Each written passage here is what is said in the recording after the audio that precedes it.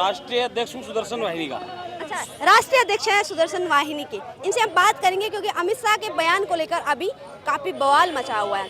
उन्होंने जो बयान दिया था पॉपुलेशन को लेकर कि भारत में जो पॉपुलेशन बढ़ रही है, खासतौर पर मुस्लिम उन्होंने शब्द यहाँ पे इस्तेमाल किया था, उनकी पॉपुलेशन बढ़ने की वजह पर्यटन शक्ति नहीं बल्कि विदेशों से जो तमाम शरणार्थी आ रहे हैं, घुसपैठी आ रहे हैं, वो है। उस पर इनका क्या कहना, बात करते हैं। क्योंकि यहाँ पर जो विपक्ष है वो एक मुद्दा बना रहा है कि अमित शाह या बीजेपी हिंदू मुस्लिम करे। आपका क्या कहना है जो पॉपुलेशन को उन्होंने लेकर उन्होंने बयान दिया? देखिए, हिंदू मुस्लिम वाली बात है तो हिंदू मुस्लिम तो हमेशा होता रहेगा। जब तक हिंदुओं की यात्राओं पे पत्थर छोड़े जाते रहेंगे, जब तक हिंदुओं की बहन बेटियों को लफ्ज़ में फंसाया जाता रहेगा, जब तक हिंदू बच्चों की हत्या की जाएगी, जब तक हिंदुओं के क्षेत्रों में से हिंदुओं का पलायन करवाया जाएगा, वहाँ पे मदरसों के माध्यम से ऐसी चीज़ें होंगी तो हिंदू मुस्लिम होता रहेगा। क्योंकि जब भारत 1947 में धर्म के आधार पर बट गया है और उसके बावजूद भी इस देश में रहने वाले मुसलमान हिंदुओं के ऊपर अत्याचार करते रहेंगे। हिंदू मुस्लिम हमेशा होता रहेगा, चाहे इसे लोग राजनीतिक समझें या कुछ भी समझें, लेकिन रियलिटी है कि ये होगा। आप कह रहे कि हिंदुओं पर जब तक अत्याचार होता रहेगा, वहाँ तौकीर रजा तो ये खुला ऐलान करे थे अगर मुसलमानों को और प्रताड़ित किया जाएगा तो नेपाल जैसा हाल कर देंगे। तो हिम्मत करके देखते ना, तुम्हारा बाप योगी है, वो कहीं से डालेगा कहीं से निकालेगा और पता नहीं चलेगा कहाँ गए और कहाँ आए। आजम खान बाहर निकल के आया, उसके चेहरे का खौफ देखा, एक बार जाके ना चेहरा देख ले, चेहरे का खून सूख चुका है, जवान में लगवा चुका है, लड़खड़ा के बोलती है। उत्तर प्रदेश में किसी भी प्रकार की कोई भी मानसिकता, ये तो वही लोग हैं ना जो ये बोल लेते कि राम मंदिर हो जाएगा तो हम ये कर देंगे। एक पत्ता नहीं हिला पाए वहाँ पे योगी का। इनका बाप योगी है वो, और उसको ना तो किसी चीज़ का लालच है ना कोई घोटाले का लालच है, उसको सिर्फ सनातन धर्म से मतलब है। और अगर 5-7 सीटों पर ऐसे बैठ जाएं आकर बाबा और संत, तो इन सब की आवाज़ें बंद हो जाएंगी। तो इसलिए उत्तर प्रदेश में तो ये दिमाग से निकाल लिया और इनका निकाल भी दिया। बुलडोजर तौकीर जाके वहीं चल रहे हैं ना, तो चलते रहेंगे ये। चलते रहेंगे। हाँ, लेकिन इस पर तो विपक्ष राजनीति कर रहा है। राजनीति खूब करते रहो, जनता खुश है ना। देखिए, पिछले 10 साल से लगातार 11 साल 12 साल हो जाएंगे ये विपक्ष में बैठे हुए हैं। अगर जनता दुखी होती तो ये विपक्ष में नहीं बैठते, सत्ता में आते। कहीं ना कहीं इनकी राजनीतिक बातें चलती रहेंगी, लेकिन जनता बहुत सुखी है बाबा के राज से और इस नेतृत्व से, तो इसलिए कोई दिक्कत नहीं है। राजनीति वाले तो राजनीति करने दीजिए इनको। अखिलेश यादव का बयान आता रहता है कि यूपी में अच्छा प्रशासन व्यवस्था नहीं संभाल पा रहे योगी आदित्यनाथ, उस पर क्या कहेंगे? तुमने संभाल ली थी क्या? वो तुम्हारी बुआ परसों भाषण देके चली गई इतने बढ़िया से भारतीय जनता पार्टी के समर्थन में। अब कहाँ गए तुम? देखते जाओ, तीसरी बार भी 2027 में सुपड़ा साहब है और तीसरी बार भी बाबा योगी नाथ ही है, अगली बार भी आएगा। हाँ, और सबको बताना चाहते हैं ना तो वो जोगी है औरों की तरह कि कहीं कोने में बैठ जाएगा, ना वो मानसिक रोगी है तुम्हारी तरह बयानों को लेकर, और ना वो भोगी है घोटालों को लेकर। वो संत है, सब कुछ है उसके पास, भरा पूरा पेट है, परिवार को छोड़ रखा है और सिर्फ सनातन धर्म की बात करते हैं। और बिल्कुल कोई लाग लपेट नहीं, सीधा डंडा, नो FIR नो अरेस्ट, मामला ऑन द स्पॉट करते हैं वो। तो आरोप भी तो लगता है कि वो भेदभाव करते हैं। अगर राजा का नेतृत्व कठोर नहीं होगा तो जनता निकम्मी हो जाएगी। राजा कठोर है, इसीलिए वहाँ पर आज मैं उत्तर प्रदेश से ही हूँ और मेरा जिला संभल ही पड़ता है। और वहाँ पर एक समय ऐसा आता था कि जब शाम को 6 बजे के बाद ना, और ये जो गंगा किनारे वाला रास्ता था, वहाँ पे 6 बजे के बाद लोग घर से नहीं निकलते थे, और अगर निकलते थे गंगा पार करने के लिए तो अगर किसी ने कोई सामान पहन रखा है तो वो छुपा दिया करते थे रेत में कि अगले दिन आके निकाल लेंगे, नहीं तो लूट लेंगे। आज ये वही राज है जहाँ पर एक 6 साल की बच्ची से लेकर 50 साल की माता बहन हमारी बेखौफ उत्तर प्रदेश में किसी भी जिले में जाती है। उन्हें पता है पुलिस वही है, सिस्टम वही है, लेकिन चलाने वाला कौन है? योगी है। इसलिए सबको पता है कि बाबा खाली जेल नहीं भेजता, विरोध उत्तर प्रदेश की एक सजा, घर छत से जुदा, घर छत से जुदा, सीधा वहाँ होता है।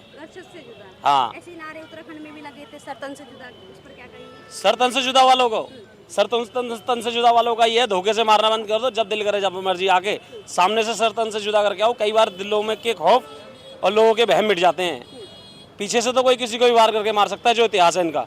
सामने से आज तक की एक लड़ाई नहीं लड़े, ना मुजफ्फरनगर। तो जिस तरह से अभी आपने देखा होगा आयला मोहम्मद का लेकर काफी यहाँ पर वो विवाद चला था, काफी बवाल हुआ था। उस पर कांग्रेस के एक प्रवक्ता है मोहम्मद सना करके उनका नाम है, ठीक से याद नहीं आ रहा है, वो ये कहते हैं कि 2027 में चुनाव है, चुनाव जीतने के लिए भारतीय जनता पार्टी ऐसा माहौल बना रही है। देखिए, चुनाव वाली बात है या क्या है क्या नहीं है, सबसे पहले बात तो जिन्होंने भी आई लव मोहम्मद लिखा, उन लोगों वो दुनिया को बोलते हैं कि आप लोग जो है प्रॉफिट या साहब क्यों नहीं लगाते हो मोहम्मद के आगे, उन्होंने खुद क्यों नहीं लगाया, उन पे इन्होंने क्यों नहीं फतवे जारी किए, क्यों नहीं किए, इनको भी लगाना चाहिए था। आई लव मोहम्मद साहब नहीं लगाया ना उन्होंने, तो कहीं ना कहीं इन्होंने भी वो गलत काम किया है। इनके खिलाफ फतवे जारी करें पहले तो, जितने भी ये मौलाना बैठे हुए हैं। दूसरी बात, जो इनकी मंशा थी कि इस तरीके से हम पोस्टर लगाएंगे और लोग जब ये पोस्टर फट जाएंगे या कुछ होगी, उन पे पैर पड़ेंगे या किसी प्रकार की अवमानना होगी तो हम देश का माहौल ख़राब कर देंगे, तो वो भी मंशा इनका फेल हो गया। क्योंकि किसी ने कोई विरोध नहीं किया।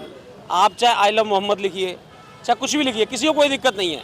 दिक्कत वहाँ पर है जब आप महादेव को गाली देते हैं, दिक्कत वहाँ पे है जब श्री कृष्ण को गाली देते हैं, वहाँ दिक्कत है जब सीता को गाली देते हैं। आप जो मर्जी लिखिए अपने आराध्य के बारे में, और आपके आराध्य हैं, आप आई लव लिखते रहिए, हमें कोई दिक्कत नहीं है, लेकिन उसके चक्कर में माहौल नहीं खराब होना चाहिए। अंतिम सवाल आपसे वापस आते हैं और उस पर बात करेंगे। एक अंतिम सवाल ये है, जो अमित शाह का जो बयान आया है उस पर जो विवाद बवाल हो रहा है उस पर क्या कहेंगे? नहीं, अमित शाह जी को थोड़ी सी अपना, वैसे तो उच्च नेतृत्व से उन्होंने किस भाव में बोला है मुझे नहीं पता, लेकिन जो बयान है उसके वो बयान बिल्कुल ठीक नहीं है।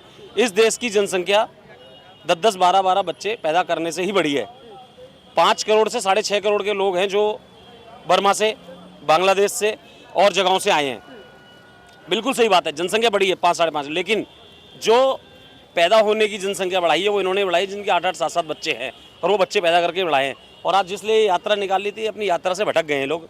बुलाया इसीलिए था कि लव जिहाद के ऊपर ये यात्रा है, लेकिन लव जिहाद के बारे में बताया नहीं गया। लव जिहाद क्या है? लव जिहाद हमारी बहन बेटियों से, हम अपनी मानसिकता के बच्चे हमारे खिलाफ खड़े करने वाले, पैदा करने वाला कार्यक्रम था। ये यात्रा निकाली, अच्छी बात है इनकी, लेकिन ऐसे अगर जिस चीज़ के लिए आप यात्रा निकालते हैं अगर वो विषय नहीं रखते हैं तो किसी को भी बुलाने का कोई फ़र्क नहीं है। लव जिहाद एक कैंसर बन चुका है। बहुत सारी बहन बेटियां वैश्यालय में जा चुकी हैं, बहुत सारी बहन बेटियां घर बर्बाद हो चुके हैं, बहुत सारी बहन बेटियां फ्रिज में सूटकेसों में लग चुकी हैं इसी लव जिहाद के कारण। तो ये लव जिहाद का विषय था, इस लव जिहाद के विषय को पूरा उठाना चाहिए था। ये हंसी मजाक का या रैली का विषय नहीं है। अगर रैली भी है तो जागरूकता का विषय होना चाहिए था। यहाँ पर श्रद्धा की बात होनी चाहिए थी, यहाँ गुड़िया की बात होनी चाहिए, लाली की बात होनी चाहिए थी। किस प्रकार से लव जिहाद पे ये हुआ, लेकिन चलिए कोई बात नहीं, इन्होंने ये लोग ने ये भी प्रयास किया इस बहाने, अच्छी बात है। क्या कहेंगे अभी जो इन्होंने शब्द इस्तेमाल किया लव जिहाद? लव जिहाद, लव जिहाद, आप सीधा सीधा लव जिहाद का अर्थ क्या है? जो मुसलमान कर रहे हैं, सीधी बात सुनो, लव जिहाद मुसलमान करता है, हिंदू कभी नहीं करता है, वो लव जिहाद है। यानी कि जो उसके साथ हुआ था श्रद्धा के साथ। बताता हूँ लव जिहाद का पूरा विषय क्या है। लव जिहाद है धोखा। 420, आपका नाम क्या है? अर्चना नाम है आपका। अगर आप मेरे से निशा बनकर, आशा बनकर, कुछ बनकर मिलोगी और आपका नाम अर्चना है, मुझे बाद में पता चलता है तो वो धोखा दिया है आपने मुझे। अगर तुम्हारे, मैं सबसे सारे लव जिहादियों को एक चैलेंज देना चाहता हूँ, अगर तुम्हारे बाप की औकात है और तुम्हारी माओ ने दूध पिलाया है तो किसी भी बहन बेटी को अपना असली नाम बताकर बताना कि मेरा नाम ये है, और वो फंसा के दिखाना, कलावा हटाकर और टीका मिटाकर बताना। ये सब चीज़ें जो झूठ बोलकर लड़कियों को फंसाते हो वो लव जिहाद है। तुम्हारी माँ ने दूध पिलाया, अच्छी बात है, करो, तुम्हारे अंदर हिम्मत है तो। अगर कोई लड़की करती है तो भुगतेगी, लेकिन धोखाधड़ी कर कर उसको अपने माइंड से फंसाकर बाद में तुम्हारा नाम तौफीक, रजा, अब्दुल, रज्जाक निकलता है, ये गलत है। जो पहले नाम तुम्हारे सोनू, मोनू, टोनू होते हैं। तो कहने मतलब जिहाद का मतलब है इनके यहाँ एक अभियान, धोखे से कैसे भी करके काफिरों को खत्म करा जाए। आपको पता है लव जिहाद होने पे क्या होता है? अगर हमारे हिंदू समाज की एक बेटी जाती है और किसी के यहाँ भी शादी होगी तो हमारी एक बेटी के कम से कम 2 बच्चे पैदा होंगे। लव जिहाद में जाने के बाद वो 2 बच्चे पैदा जो करने होते हैं उन्हें वो चली गई, उसके बाद वहाँ जाकर उसकी मानसिकता के 4 बच्चे को जन्म देगी। हमारा कितना नुकसान हुआ अनुपात का? अमित शाह जी को यही समझना चाहिए। हमारे यहाँ पर 3 प्रकार से यहाँ पे जनसंख्या बढ़ाई जा रही है। एक तो जनन के माध्यम से, जन्म देने के माध्यम से, एक जो माइग्रेंट्स कराकर यहाँ बुलाए जा रहे हैं, और तीसरा हमारे लोगों की हत्याएं की जा रही हैं। 3 प्रकार से हमारी जनसंख्या कम की जा रही है। तो इस पर विचार करना पड़ेगा। जितना भी भारत को विश्व गुरु बना लें या कुछ भी बना लें, भारत विश्व गुरु बने ना बने, लेकिन जिस तरीके से इनकी जनसंख्या बढ़ रही है ये देश इस्लामिक जरूर बनेगा। आपका क्या कहना है? इन्होंने जो अभी अपने वक्तव्य दिए हैं कमेंट सेक्शन में जरूर बताया। ऐसी खबरों के लिए देखते रहिए सिटीजन पोस्ट।